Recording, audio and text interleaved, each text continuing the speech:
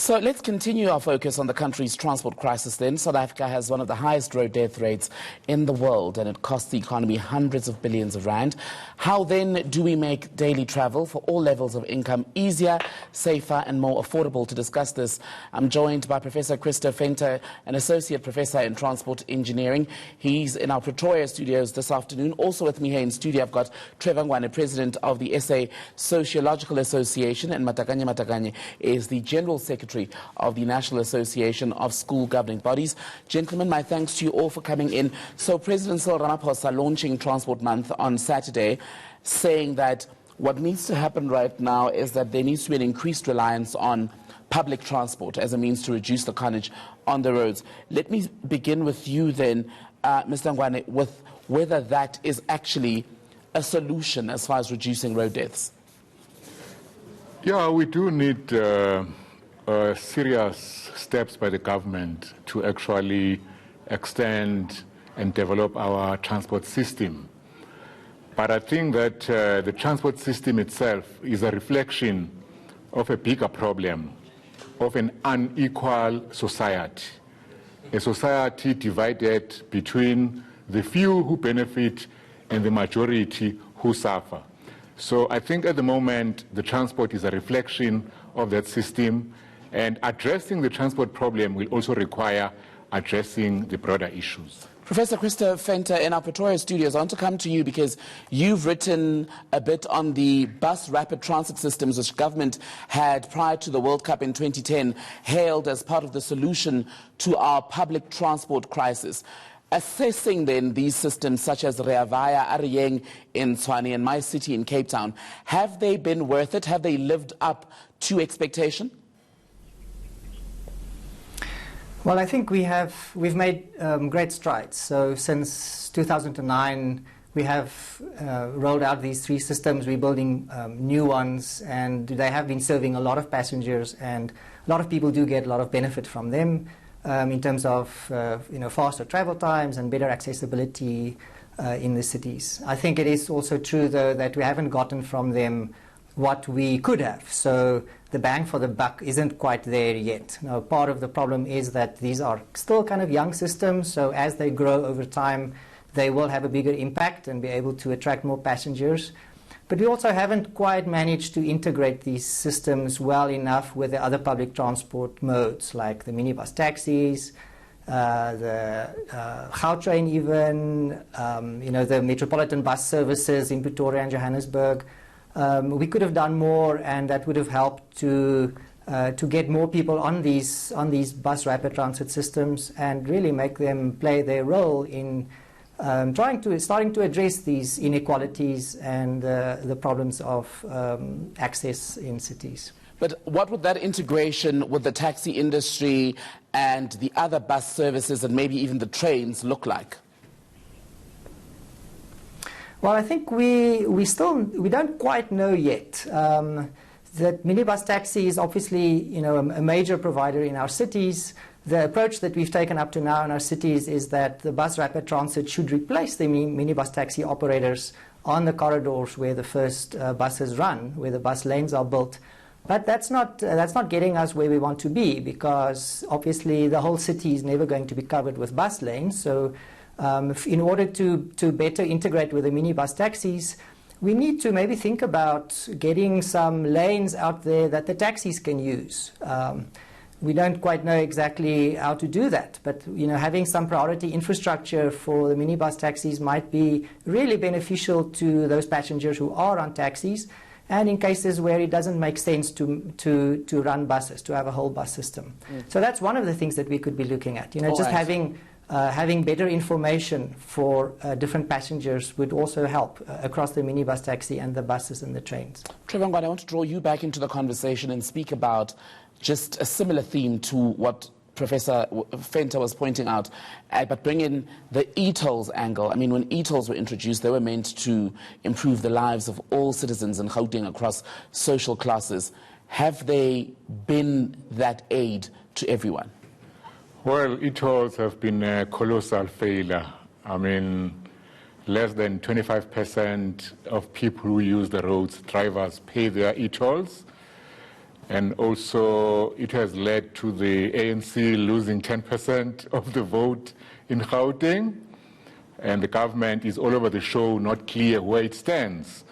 I think with atolls, the problem is that it is based on user must pay principle. So the user must pay principle reinforces and extends class inequality, because it says those with money can use the road, those without money cannot afford to use the road. So I think the most important thing is to go back to our vision of class solidarity, of public transport for all, quality transport for all, not just for the few who can afford it. Matakanye, bring you in from the National Association of School Governing Bodies. We don't often actually speak about children and how they get to school when we have conversations about transport in the country. How big a crisis is that in your sector? Thank you very much, Tembegile. I think Trevor has already pointed out that we have got a huge problem in terms of the level of poverty, the level of inequality, the level of class in this country. For instance, scholar transport. Look at the children that comes from farms. They don't have the means of going to school. Like, for instance, in Free State, a place called Clocolan. Clocolan, there are a number of farms there, Mountain View, Canada, Kopikran. Children are packed into a tractor to go to school.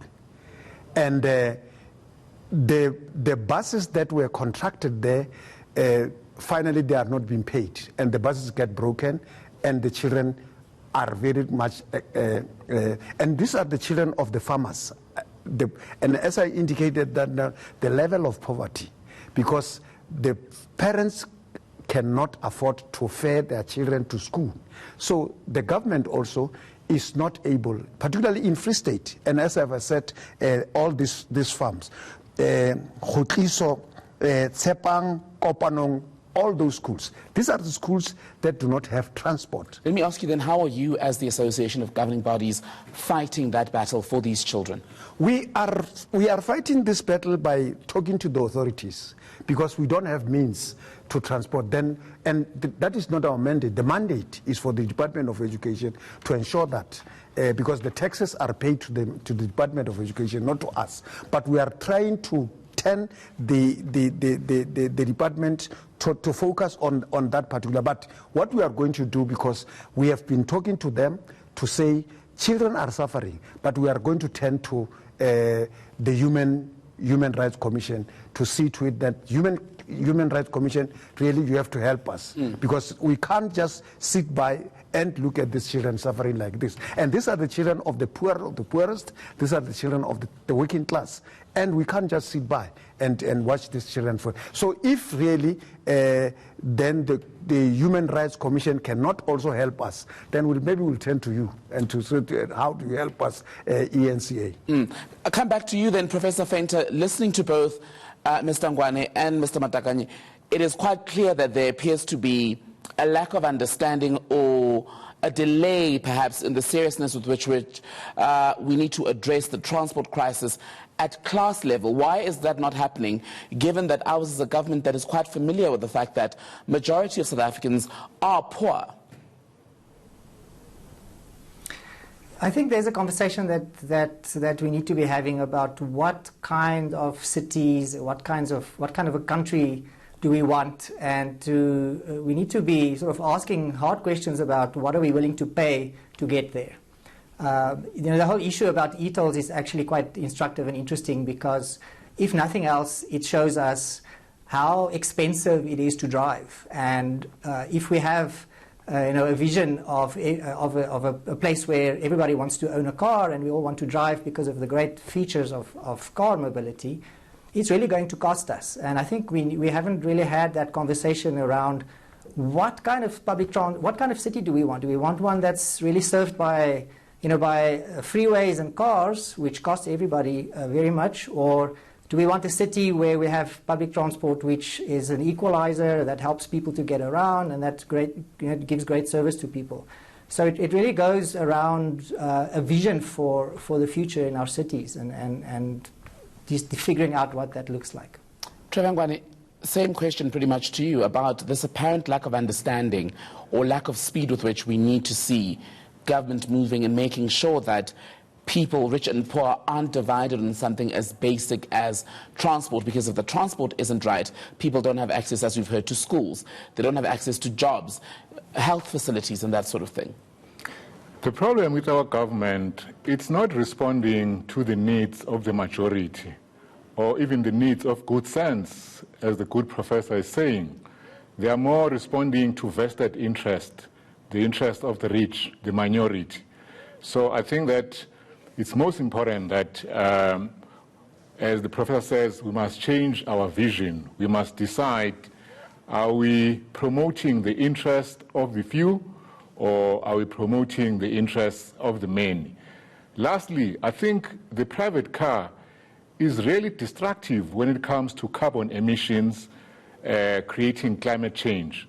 So environmentally, if we don't have a good integrated public transport system, we're going to suffer, not only us, but future generations. Very briefly, Mr. Matakanye, do you think the government has failed pupils as far as it relates to transport in this country? Of course, it did fail them, particularly the poorest of the poor.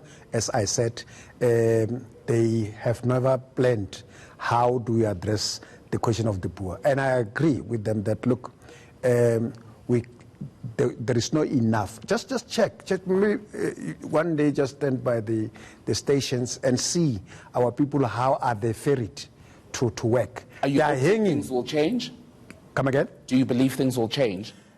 Probably, maybe platform like this, when we outline these things, then things will change. And we hope that there must be change. Otherwise, if then there is no change, and I just fear that, that the second revolution will catch us on the way as well. I hear you. Thank you so much for your time, Matakanye, General Secretary of the National Association of School Governing Bodies, Trevangwane, President of the SA Sociological Association, as well as you, Professor Christopher Fenter, Associate Professor in Transport Engineering, speaking to us from our Pretoria studios. Thank you to you all.